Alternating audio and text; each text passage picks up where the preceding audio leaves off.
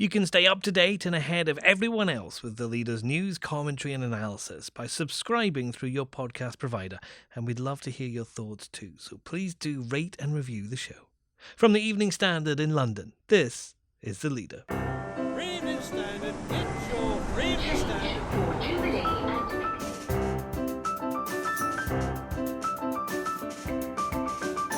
Hi, I'm David Marsland. Is this the first climate change election?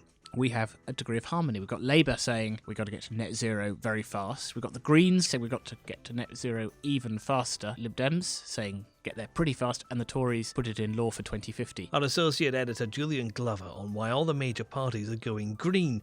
But do politicians and voters truly understand what that means? Also, I'm absolutely excited to have been appointed as the Bishop of Dover. Rose Hudson-Wilkin is the Church of England's first black woman bishop. We're celebrating the sign of a changing church and ask where it goes next. And it's surprising to me that it has taken quite so long for, the full breadth and depth of her work to really become known. As the Tate Modern launches an exhibition on photographer Dora Maar, its curator Emma Lewis on how an extraordinary female artist's talent was overlooked because of her male lover, Picasso.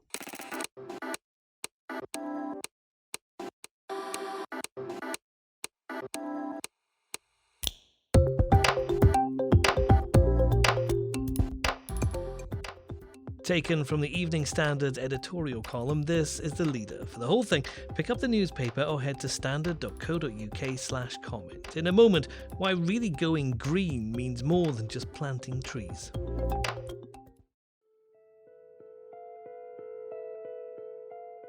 Everybody hates climate change, but what are you really prepared to do? It could start with a vote. And Sian Berry, the co-leader of the Green Party, tried to collect a few of those with a manifesto launch warning about a future of climate chaos and social disaster. We're the ones who invented the Green New Deal over 10 years ago. We're the ones who know that climate action is so necessary that we have to prevent runaway climate change.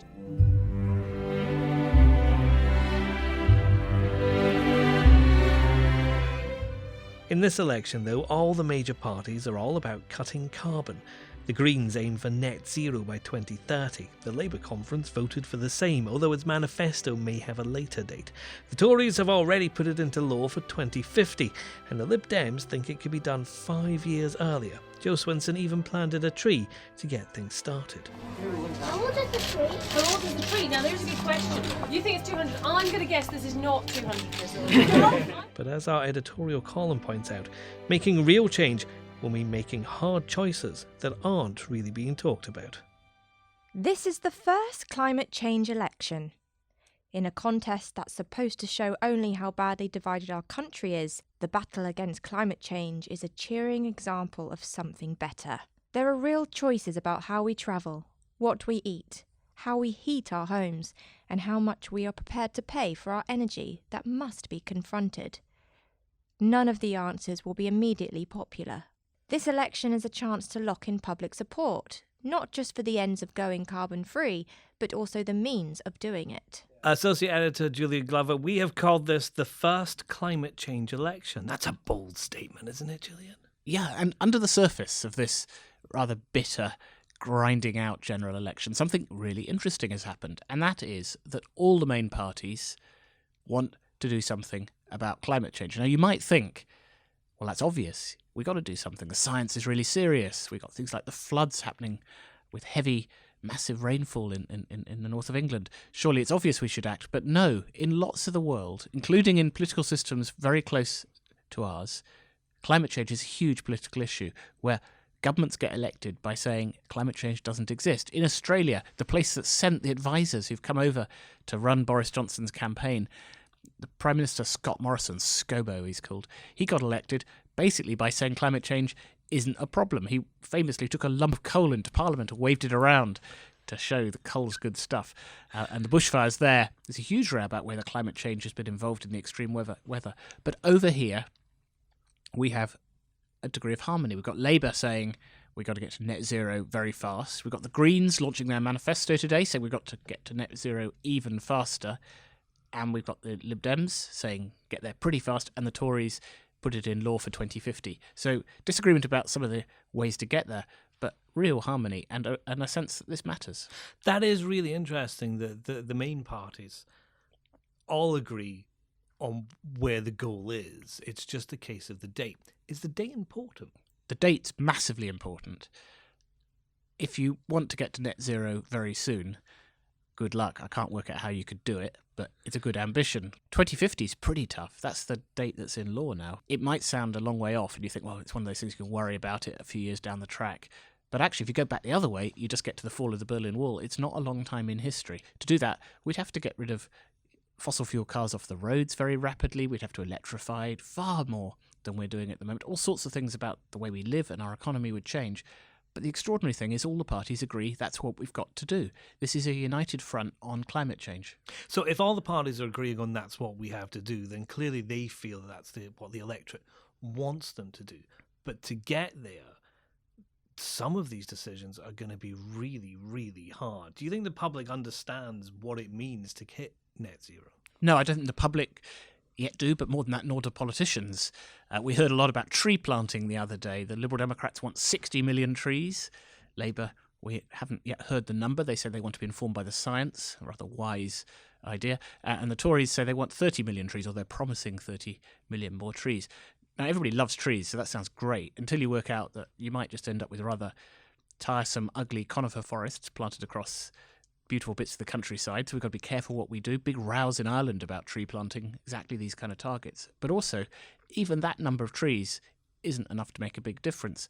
After all, there are 90 million ash trees currently in the UK, and they're almost all going to die from ash dieback. So if you subtract 60 million from 90 million, even the Lib Dem promise might leave us with 30 million fewer trees than we have today. So the crisis is much, much bigger, and the scale of things that need to change will be much, much bigger. You made a point, though, that politicians are doing this because voters want them to. And I think we should give the politicians some credit. They're also doing it because they think it needs to be done. It's not always that popular. The tricky bit will be, will you do in politics the things that aren't popular to make this happen? Would you, for instance, as a politician, put a tax on aviation fuel, which is currently tax-free? Would you put up tax on petrol, which has not gone up as fast as it could have done? Those kind of things would reduce fossil fuel use. I'm not sure they're in manifestos when we see them in the next few days. Next. I'm looking forward to journeying with you throughout the diocese. The Church of England has consecrated its first black woman bishop, and the Standard is excited for what's next.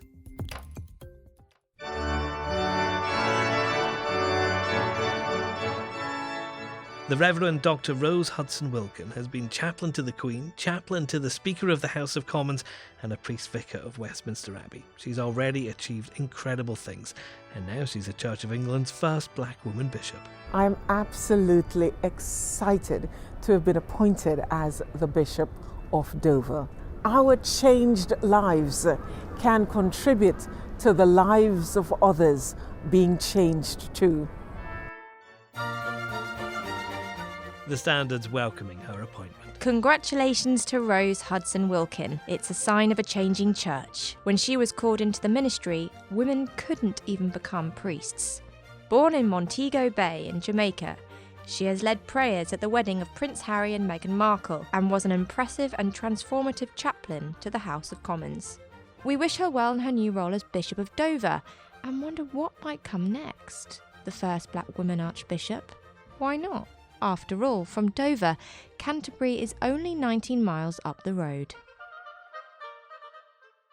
Now, Pablo Picasso's Weeping Woman was a painting of a real person.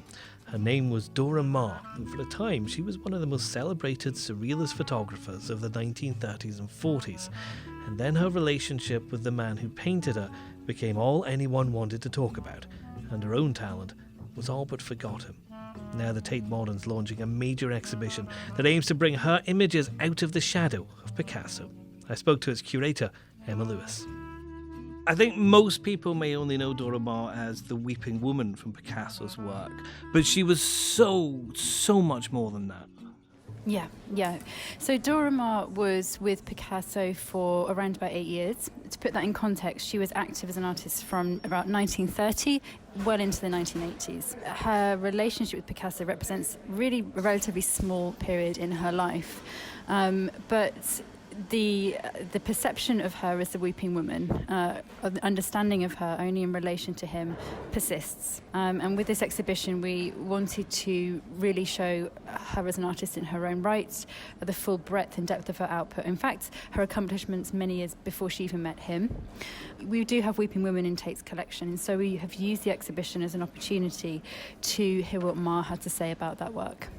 She really was quite extraordinary, and I was looking into her life, and she started in commercial photography, which is quite, I guess that would be quite a restraining corporate world, but there were always these little touches of the surrealist in her, weren't there? Yeah, well, at this time, commercial photography was one of the most important forums for avant-garde imagery.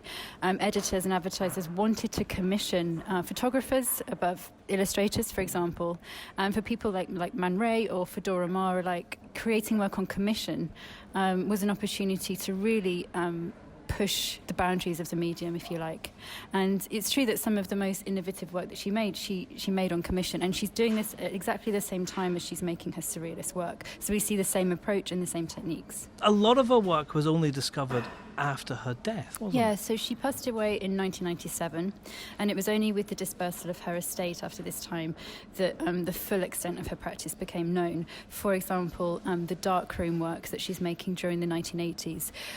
There is a very extended period in which she devotes herself to painting, and something that we have highlighted in the exhibition is the way in which the same techniques she uses in her works on paper, very gestural, very material, textural. There's a real interest in mark making. She's using those same techniques in her darkroom works, manipulating her negatives or making cameraless photographs. And so there's real parallels between these different areas of her practices. How does a woman whose talent is so obvious and who must have been recognised as a talent by her peers at the time risk being almost forgotten?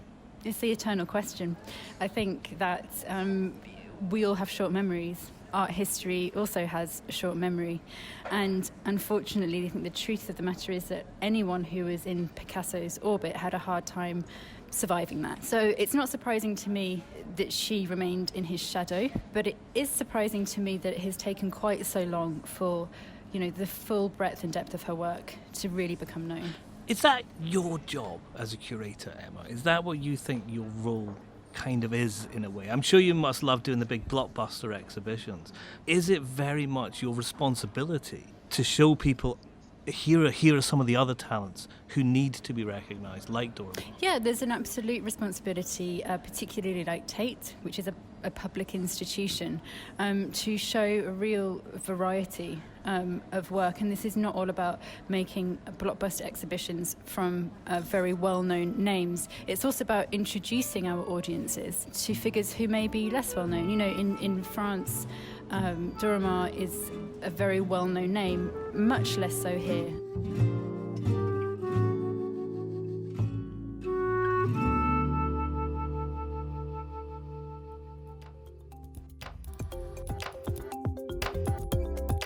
And that's The Leader. To make sure you get the podcast at 4 p.m. every weekday, subscribe through your provider, and you can rate and review us too. If you can't wait until the afternoon, check out our audio news bulletins delivered at 7 a.m.